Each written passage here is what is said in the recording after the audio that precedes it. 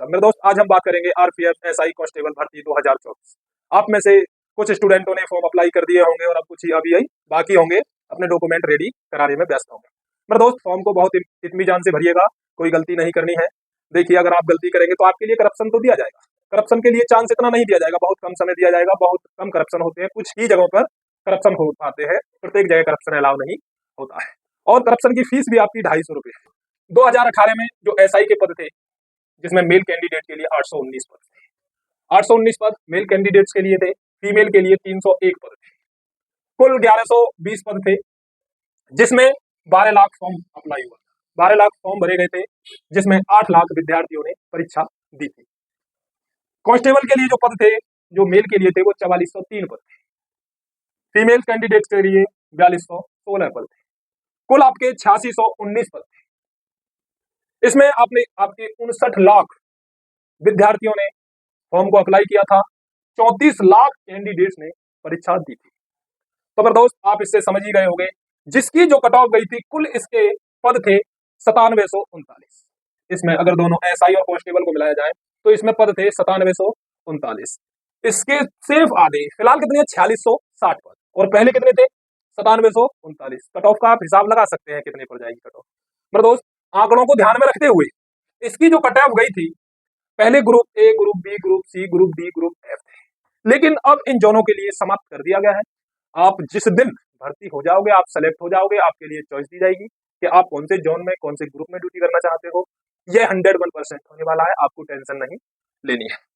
इसको क्यों हटा दिया गया ग्रुप को? क्योंकि इसमें विद्यार्थियों के अंदर एक रहता था कि ए में डालें, बी में डालें, सी में डालें, किसी की मेरिट इतनी हाई। देखिए, अभी हम चर्चा कर लेते हैं इस पर भी।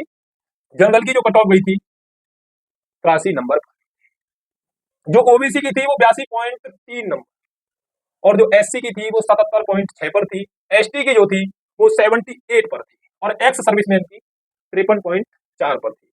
वी और सी, ग्रुप ए और ग्रुप बी और सी में, इसमें केवल 1-2 नंबर प्लस माइनस थे, -2 +1 ऐसे करके थे बीसीडी में।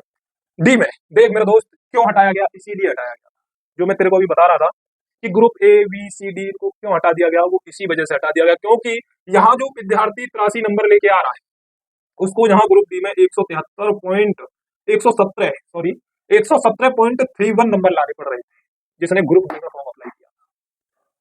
और अगर इधर बात करें 120 में से 120 नंबर लाने थे नॉर्मलाइजेशन होने के बाद, देख रहे हो, और जहां 82 पर सिलेक्शन हो रहा है ग्रुप ए में, और ग्रुप डी में 120 पर हो रहा है। इधर 82, इधर 77 लाने थे एससी के लिए, और ग्रुप डी में 86.5 लाने थे। इधर 78 थे तो इधर 82 थे, इधर 53 थे तो इधर 52 थे। साथ ही बात करते हैं फीमेल कैंडिडेट। इधर मेल के लिए 53 नंबर लाने पड़ रहे थे ग्रुप ए में, फीमेल के लिए 57, ओबीसी को 55, एससी को 49, एसटी को 50। ये फीमेल, ये मेल।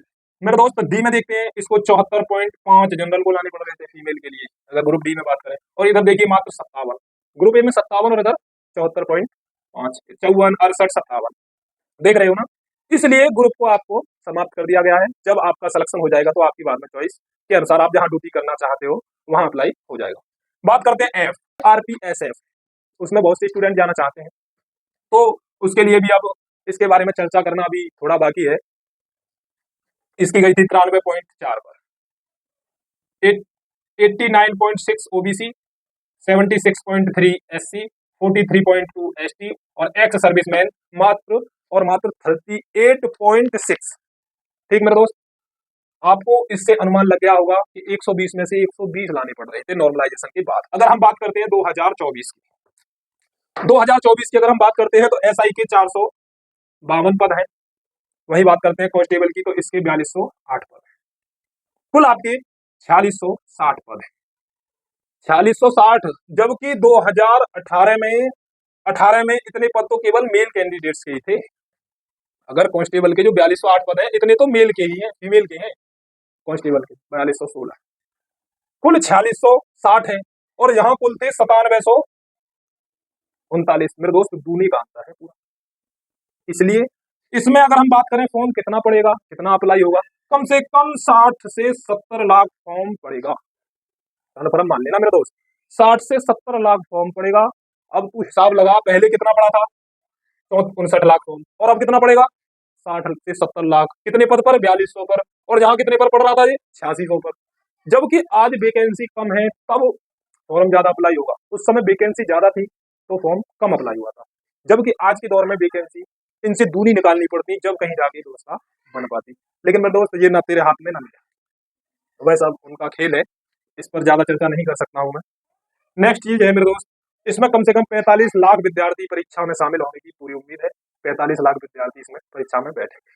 अगर हम सेफ स्कोर की बात करें, 120 में से अगर नॉर्मलाइजेशन को जोड़ कर लेके आने हैं तो मेरे दोस्त 110 से और 120 के बीच में ही नंबर लाने होंगे सिलेक्शन के लिए। अगर फाइनल सिलेक्शन लेना है ना मेरे दोस्त, नॉर्मलाइजेशन सहित 110 से 120 लेके आने हैं, क्योंकि 2018 में भी देख ले 120 थे डी ग्रुप के, 2018 में अगर देखेगा तो 120 थे। आज भी कम से कम 110 से 120 लेके आने हैं।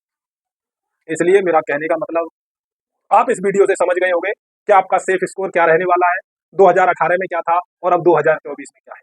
2018 में बहुत सारी वैकेंसी थी जब फॉर्म बहुत कम अप्लाई हुए थे, और आज वैकेंसी उसकी आधी 1/2 है, तब फॉर्म डबल पड़े। तो इससे आप अंदाजा लगा सकते हैं कि मेरिट कितनी हाई जाने वाली है। इसलिए अपनी जीतोड़ मेहनत कीजिए और अपना अच्छे से तैयारी कीजिए, अपने सिलेक्शन को क्लियर कीजिए, अपने रास्ते को बिल्कुल साफ कीजिए, आपको कोई रोक ना सके जॉब देने से।